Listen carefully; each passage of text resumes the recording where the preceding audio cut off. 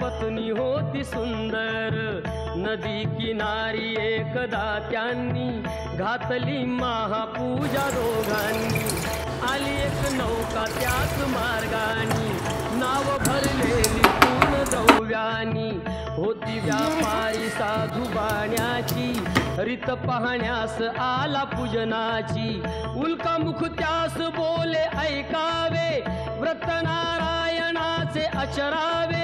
मनोइच्छित फळ मागावे, चरणी श्री हरीच्या लागावे।